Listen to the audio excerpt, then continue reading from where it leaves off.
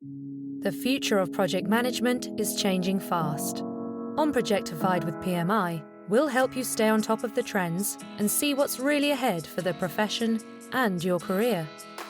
For an easy way to stay up to date on Projectified with PMI, go to iTunes, Stitcher, Google Play Music, or pmi.org/podcast. Hello, I'm Stephen May, and this is Projectified with PMI.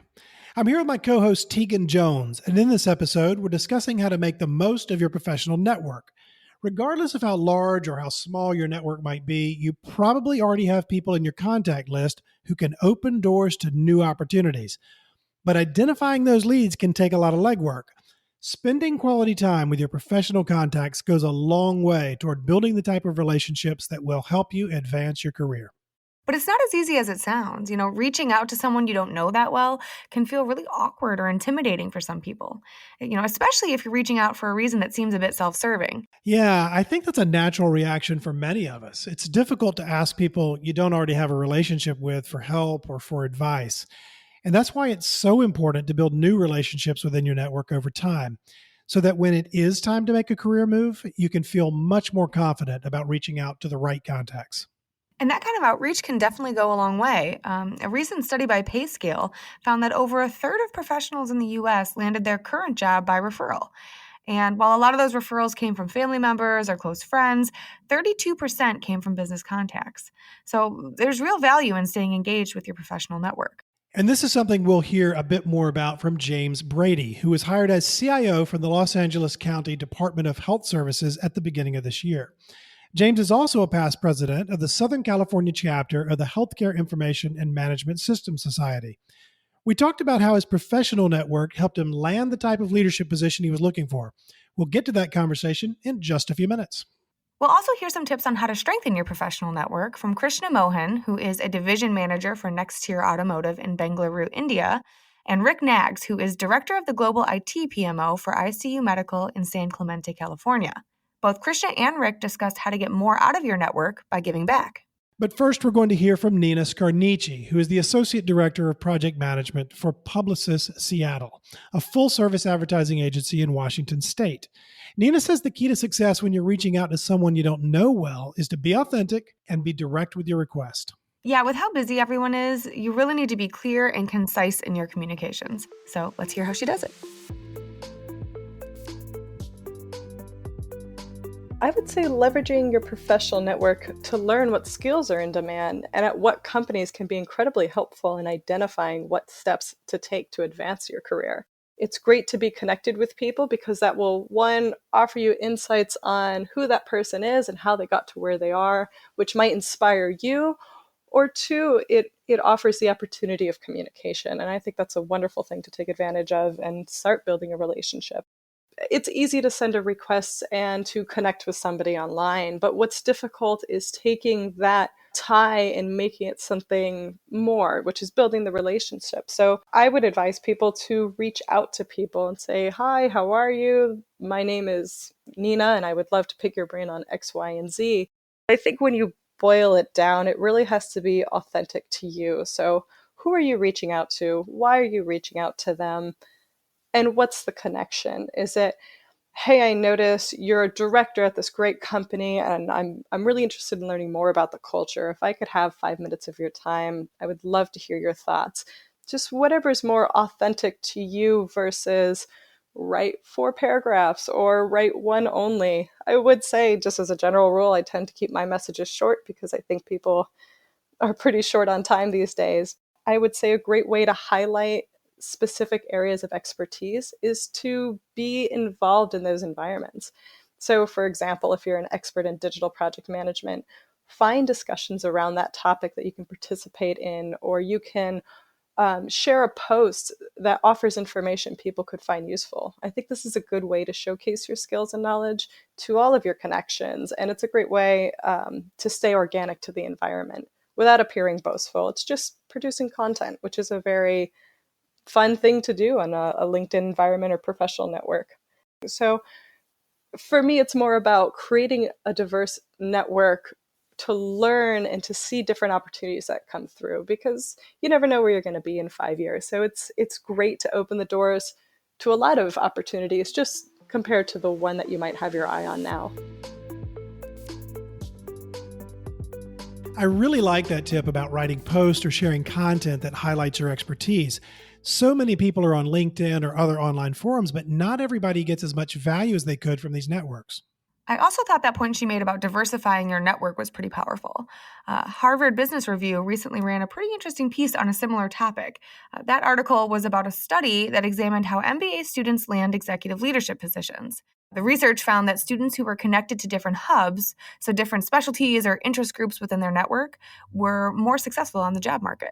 That really makes sense to me, and there can be tremendous value in building relationships with people who specialize in your discipline or your area of focus, especially if you work in a niche sector or if your projects use cutting-edge technology. That's definitely something I heard from Krishna Mohan, who works in the automotive software space in Bengaluru. I asked Krishna, a division head for program management, quality, and tools for Nexteer Automotive, and Rick Knaggs, the director of the global IT PMO for ICU Medical, how they get more value out of their professional networks. Let's hear from them now. Networking doesn't have to be a self-serving exercise. In fact, according to Rick Knaggs, the best way to build a powerful network is through the age-old practice of reciprocity. We'll find that because it's human nature, if you've done something for someone else, they'll be more inclined to assist you with something that you might need later on. It's always a very difficult thing to walk into a relationship that you may just be building and say, oh, by the way, would you do something for me? I know we're in the process of building this relationship, but I need. And if we turn it around, just say, as we build this relationship, is there something I can do for you? It's going to help you more in the long term and in the downstream. Your professional experience is one asset you can bring to the table. For instance, sharing how you've tackled a tough problem can help others overcome similar issues. Krishna Mohan helps facilitate this type of knowledge sharing as the AVP for special programs for the PMI Bengaluru chapter. Krishna is also the co-founder of India Spice, an organization that brings together software development professionals in India's automotive sector. In India, the automotive domain is very niche when I founded this 4 years back. The mission of India Spice is to bring the automotive professionals together and share the knowledge, network, and learn new things in the automotive world. Software in the cars is ever increasing, and the complexity of the software is also increasing day by day. There are so many problems that we face, but we may not have solutions right away. So having these networking well established will help you take pragmatic approaches to the complex problems you face, which would have faced by others already. After you've spent some time strengthening your network, it may seem easier to ask for help, but you still need to be considerate of your contact's time. So Rick Knaggs recommends finding ways to make your request a lighter lift. If you're going to ask for someone to assist you with an invitation, for example, you want to do everything you can to make that as easy as possible. If that means let me make this first step, let me write an email that you could send on to someone, maybe you'd want to tweak it. But I've already prepared this because I know you're busy, but I don't want to take up a lot of your time. Networking can't always take top priority. There's just too much work to be done. But Krishna Mohan says the results are worth the time you have to invest because getting ahead in your career is all about who you know. As you grow in your career, you continue to acquire skills and business acumen. But the only thing that will truly make a significant impact will be whom you know and who you are connected with. As they say, show me your friends and I will show your future. Everyone needs help, so never be afraid to ask. However, remember that other people need help too. Invest your time with no expectations of returns. You never really know who in your network is going to come through with a job lead or an introduction that could completely change your career or really change your life for that matter. So it's a good idea to build as many strong professional relationships as you possibly can. It does seem like you need to carve out regular time for networking if you want to get as much value from your contacts as you can. But the good news is simply the act of networking may come with benefits of its own. A recent German study published in the journal Frontiers in Psychology found that people who engaged in daily networking at the office saw a number of positive outcomes, including higher job satisfaction and greater optimism about their careers. Those are fascinating findings, and that definitely echoes what I heard from James Brady. He used LinkedIn to reach out to several of his new colleagues before starting his current role as CIO for the Los Angeles County Department of Health Services. And he says that advanced contact helped make his first day on the job a much more positive experience. I can see how connecting with your new coworkers can make you feel a little more optimistic about starting from scratch at a new organization. But honestly, I'd never thought of doing something like that before. Sounds like he had a pretty interesting perspective, so let's go to that conversation now. James, for most of us, just our basic job responsibilities and personal commitments leave us feeling like there are already so many things competing for our attention. Why should people prioritize building and maintaining their professional networks? Well, that's a really good question. And one of the things that I think is really important is many jobs and career opportunities really come about or kind of surface through relationship building. And so I can just think of just a quick example of when I was early on in my career working at Cedars-Sinai Medical Center in Los Angeles, California. Largely doing IT related work, a lot of stuff in the data center, things that didn't have me around the clinical folks and the people that actually were at the point of care delivering that patient care. And so one of the things that I did is I said, hey, how can I better understand what the purpose of the organization is? So I looked around and I noticed that there were healthcare IT associations that I could participate in and learn about some of the ways that the individuals that are delivering that patient care were operating in. And so it's really helped me to transition to being a manager, to understanding kind of how the doctors do what they do and the nurses do what they do by simply going to some of the networking events, some of the professional associations. And that really kind of jump-started my career in management, is really getting that view of what the business is actually doing by taking advantage of something that's pretty much a free thing. You alluded earlier to your involvement early on in your career in professional networks. Share with me a little more about that, if you would. What professional networks do you belong to? Yeah, I've been a part of HIMSS, HIMSS. It's a national organization, for the most part, the premier healthcare IT organization in the US and globally. You get to meet the people that come, which, they're not necessarily on the vendor community, but other customers, other people that are working in my case, hospitals and clinics. They would attend these meetings. So a lot of managers, a lot of leaders. You can work side by side with people that are very high up in some of the organizations, and you develop relationships with them. I mean, you're not working for them, but you get to know them on a first name basis. And so if maybe a job comes up somewhere, I can just say, hey, Oscar, what I heard that there was a position there. Do you think I might be a good fit? Do you happen to know the hiring manager? It really opens the door if you get these relationships, and they're pretty easy to get if you do some volunteering and some collaboration in these groups. So I also belong to a number of other associations, several on the information security side, and then of course I am involved in the PMI organization and a few others. And there's quite a bit of passion in these organizations where people are just, they're putting it out for a lot more than just, what's in it for me. So giving back to the community, giving back to young people or new people. It's not everybody new is young. Some people are kind of switching mid-career, people switching over, but just giving back, helping people. I mean, there's definitely a lot of satisfaction one would get when you contribute to the greater good, something bigger than yourself. I think we all have a basic need to want to be accepted and to want to do something that has value. Yeah. So I think professional networking is a place where you can really give back on something you're passionate about. That, as you mentioned at the very onset of the session here, we're all busy. We don't have a lot of time. But, if you carve out some time for something meaningful, then, people will be willing to do that. And I think it yields great benefits. Yeah, there's definitely a great feeling that can come with paying it forward and helping someone reach a goal that they've set for themselves. And despite that, it can be so intimidating for people to reach out to their networks and ask for that help or ask for that assistance. I think it can be helpful when we remember that there's so many philosophical traditions that have kind of turned this on its head and said, wait a minute, if you need that kind of help or you need that kind of assistance, then by not asking or not allowing someone to help you, you're actually depriving them of an opportunity. And I think it's interesting to think about that as being something that's not just good for you, but it's good for the other person as well. And maybe for some of us, that can be liberating. And you have to have some kind of established connection to make that work. Very often, just trying to do that out of the blue is not going to be that successful.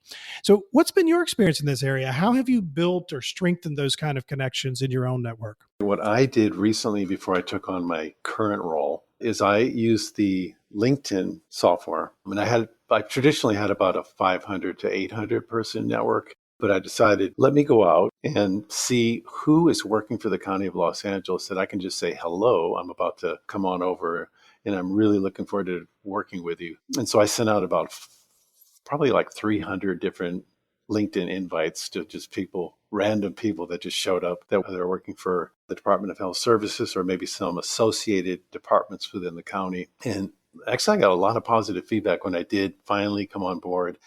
People were really excited, that I was here, that I reached out to them, are we going to do some new things? And so I think leveraging some of the social media tools that are out there, that's kind of one fantastic way of getting your brand out there. So I think that's an interesting comment. Yeah, it is. And I think you've brought up something that people often take different approaches to.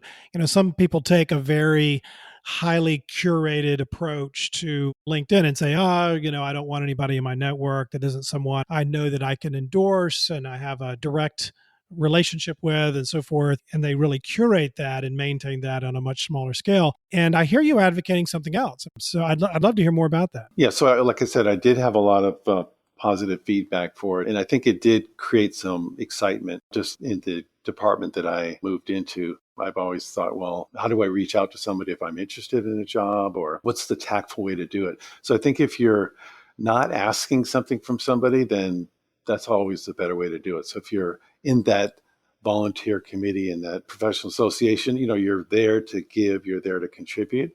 So people, I think they resonate with that. So it's really, how do you dance that fine line between asking, ultimately you're really wanting something from somebody, but you're kind of approaching them maybe strategically a little differently. You're coming to say, is there something I can do to maybe help with what you're doing? Maybe it's on that committee, or maybe you just want to share something, maybe some insights, or you could write a blog article, or you could contribute to a podcast, or, do something where you're not necessarily, it's obvious that you're really looking out for you. You've talked about this in a couple of different ways, but it seems clear that you're fairly bold when it comes to reaching out and contacting people and making those connections. And I'd be interested to hear what you've learned about making those kinds of connections and marketing yourself to those kinds of connections and doing that with confidence, but without it seeming pushy. Or is that even something we should worry about? No, I think if you're going to want a position, talking, like moving on maybe to the next level, then you should ask somebody who's maybe in that position, what's their perception of you? So I've had lots of really interesting feedback from executive search firms throughout the years. And I would call that I wouldn't call it many failures, but I would just say there's many, many interviews that I've gone on and positions that I threw my hat in the ring for that, didn't work out. Then over time, you can begin to really polish yourself and become more self-aware, which is under the realm of emotional intelligence, where you're aware of yourself, you're aware of how others perceive you. That's a really interesting point. And I'm curious, what are some of the questions that you ask when you get the chance to have that type of conversation with someone?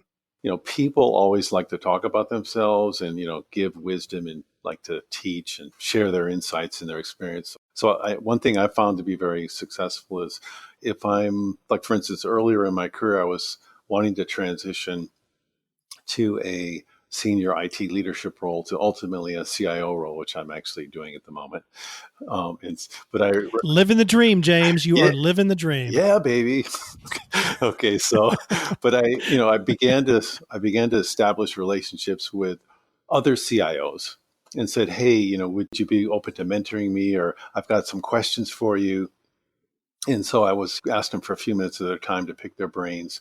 Even for this particular position that I'm in right now, and then one before that, I definitely went to multiple CIOs and said, hey, I'm looking to go on some interviews. Do you have any tips for me? I also had conversations about, hey, I'm about to start on this particular date.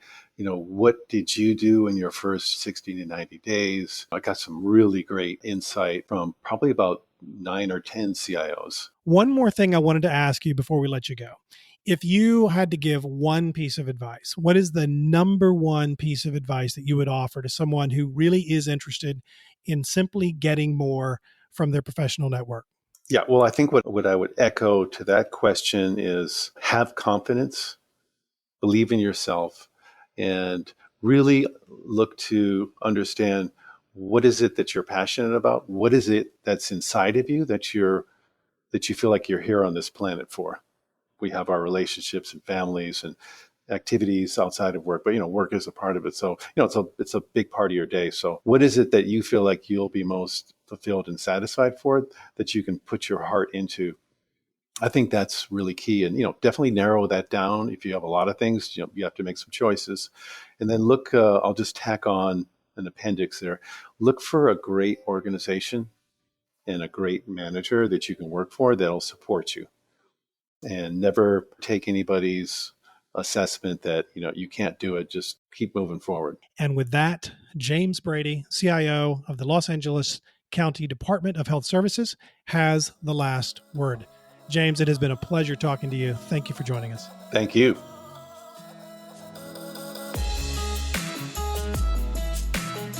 Thank you for listening to Projectified with PMI. If you liked this episode, you can subscribe on Apple Podcasts or Google Play Music. We'd love your feedback, so please leave a rating or review.